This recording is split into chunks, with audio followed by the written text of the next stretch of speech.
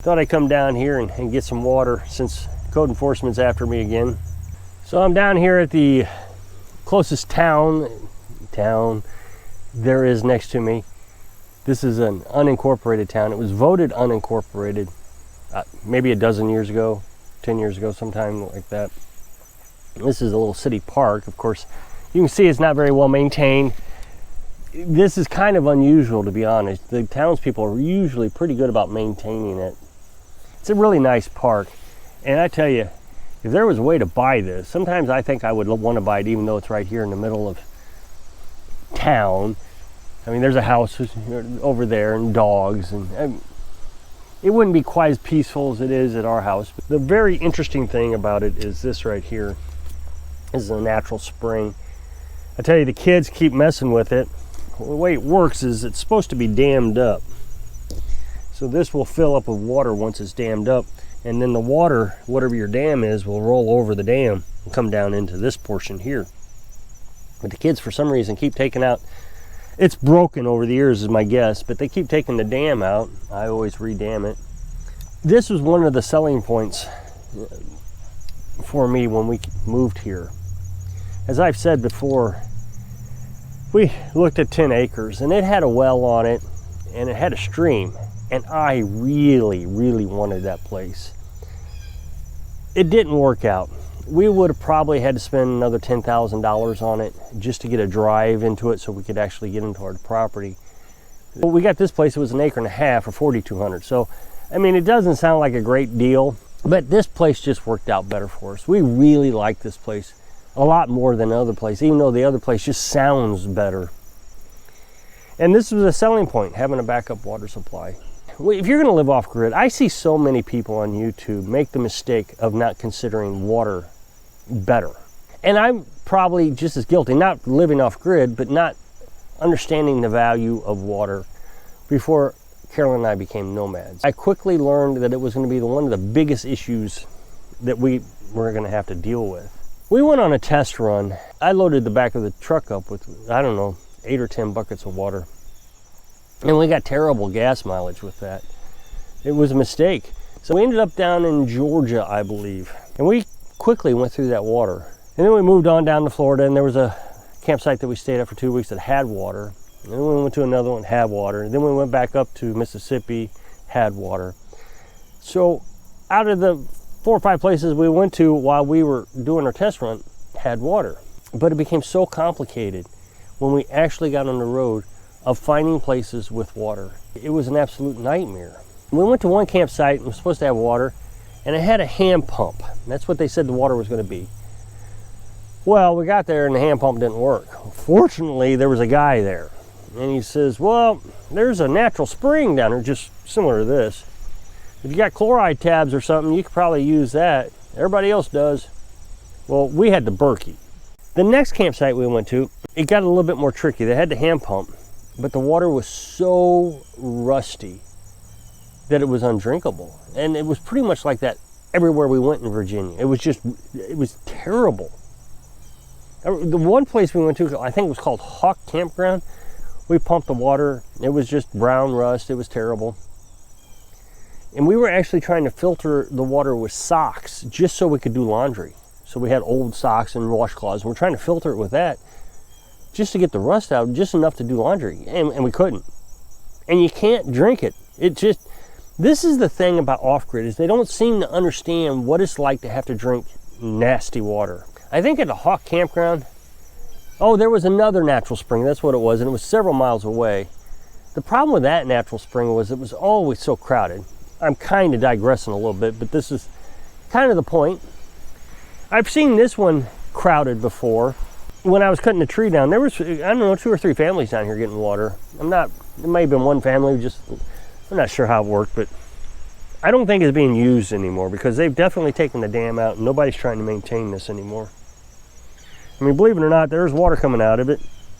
Usually it's a little trickle noise you can hear, but you can't hear today. I don't know if you can see that in the camera. I'm telling you, I would really love to have this. I wouldn't even necessarily have to get water with it from a bucket. I could, like I have an RV pump right now with my 275 gallon tank, I could run an RV pump into this and just suck the water out of it. Somehow or another, I could do that. I'm sure of it. You'd have to get a RV pump that has a suction.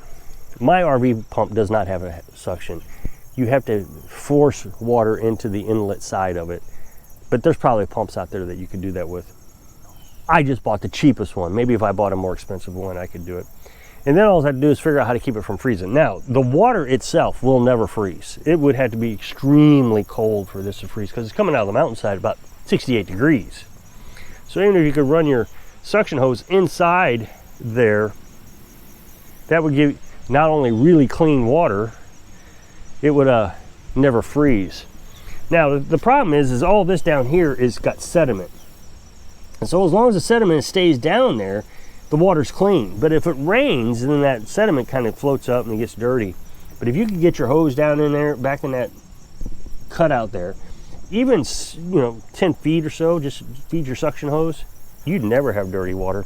Of course, you'd want to dam it up. So this basin here should have water. You can almost see the algae marks of how high you can get this water line. You want that water level up really high because you don't want that sediment coming up. So then you could actually dunk your buckets down in here and get water out of it. I've considered fixing this back up, and I'm sure the kids would just come back down here and tear it all apart again. I've tried several times just to temporarily do it with that thing. I mean, somebody put that there when I first got here, but it's never in the right spot since. Then what would be really cool is you could actually get electric from this thing. This, I would imagine, is someplace they did their laundry back in the day. But if you could put a water wheel here, you could even dam that spot down there up even more and get a pretty good flow going. You could get electric from a turbine. And the thing is, you wouldn't have to have a massive amount of electricity coming from it because this would be 24 hours a day, 7 days a week.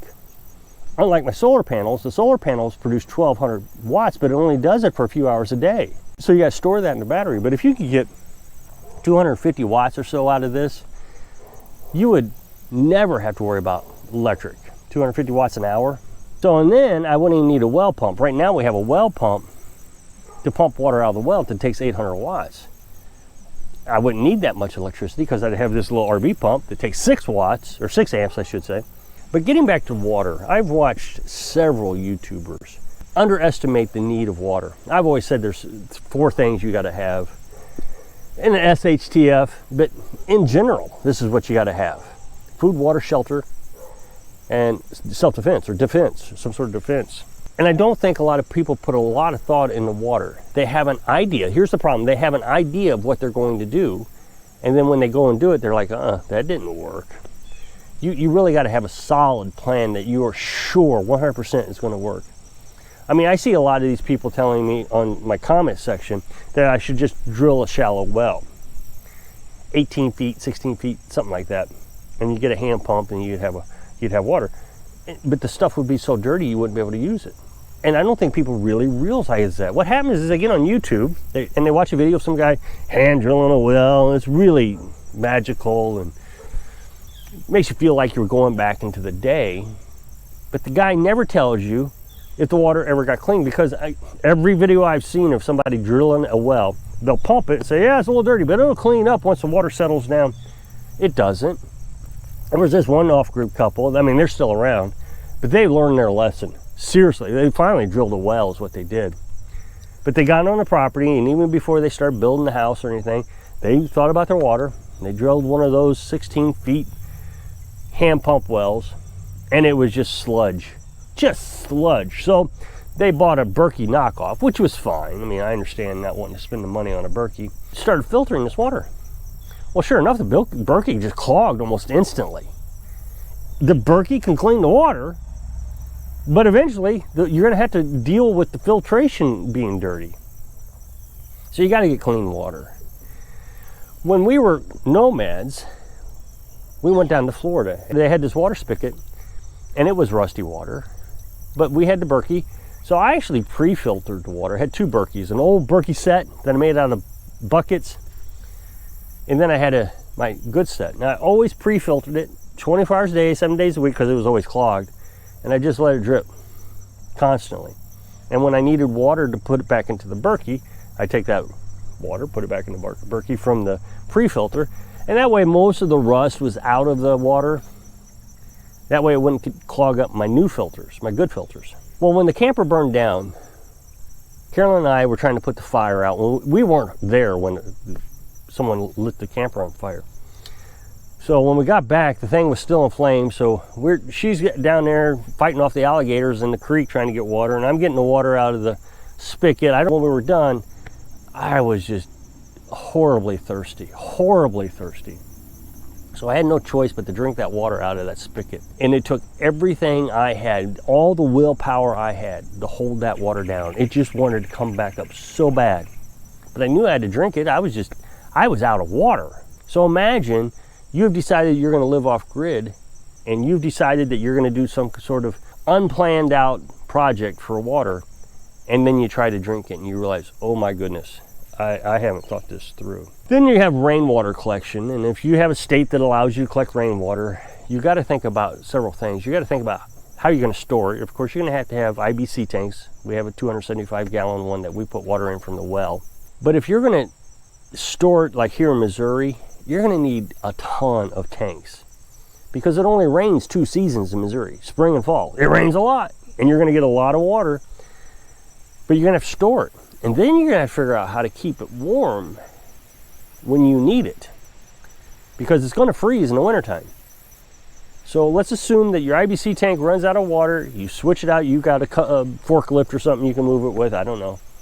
And so you put it into your heated area. It's going to take 2 or 3 weeks for that 275 gallons of water to thaw out so you can actually use it. So you got to think about all that. Also, you got to think about your roof space. You can Google how much rain an area gets, and then you can Google how much roof space you're going to need to have enough water. Let's say 200 gallons a day. Carolyn and I don't use 200 gallons a day. And then you can kind of mathematically figure out how much roof space you need, how much water you need, and how much you're going to store.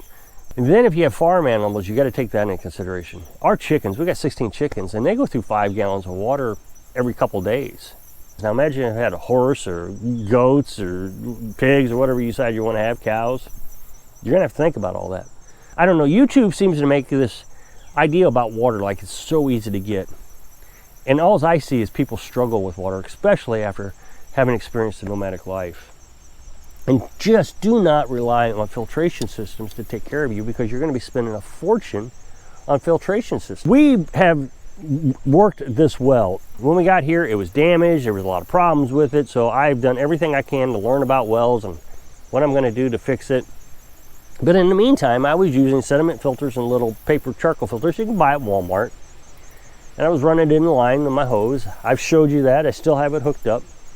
But every time it would rain, I'd clog those filters up. The rain would get down in the well, dirty up the well, kind of like this. You get that sediment to come back up. So you're replacing filters after filters after filters. If you do not have a solid plan on what you're going to do about water, if you're going to live off grid, plan on buying it. If you like in Arizona, I know you can buy water by the truckloads in Arizona. I don't know about Missouri. There are towns like in Arizona where you can go up to the kiosks and you can put money into it and you can get water that way. You can go to Walmart and you can get water. You can buy water at Walmart in big 5-gallon water jugs. I mean, there's ways of doing it. Of course, that's expensive, but are you really going to take a shower with that water that you bought from Walmart? That's another thing you have to consider. All the laundry, of course, you could go to a laundromat. Make it your #1 priority before you think about how you're going to get a house there, before you figure out how you're going to get food there. You got to figure out how to get a good supply of water. So with this, I have 2 systems available. I've got somebody online just harassing the heck out of me about my well. They've called my code enforcement several times now, or at least twice that I'm aware of. I block them on my comment section and they just come back the next day with a new account. So I mean, it's either one or two things. It's either one guy who's got multiple accounts and he says that he's a retired code inspector, and he always says that. It leads me to believe it's one person with multiple accounts, but it could be a lot of people that are coming from a YouTube channel.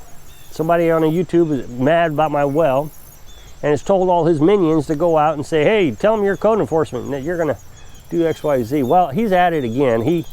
He's called after my code enforcement has sent them some sort of fine. I'm not sure exactly what happened. I mean, but he has been fined for calling me in. There's nothing wrong with my well. He keeps saying that my well is too antique and it's contaminating all the other wells around here. I know it's not. Now it's definitely not, because I've got it fixed. It hasn't been dirty in months. When I got here, nobody had used that well since 1990-ish time frame, maybe 96. So all that time, that well had been dirty. I flushed it out. I shocked the well, poured chlorine down it, shocked the well, pumped it out, and I've kept it clean. But now, there is no dirt getting into it. So if you click this up next box, it'll take you to a video where I was talking about getting shot at by deer hunters. So I hope I can inspire you to seriously think about your water system before you decide to live your dreams, so you can live your dreams. Thanks for watching.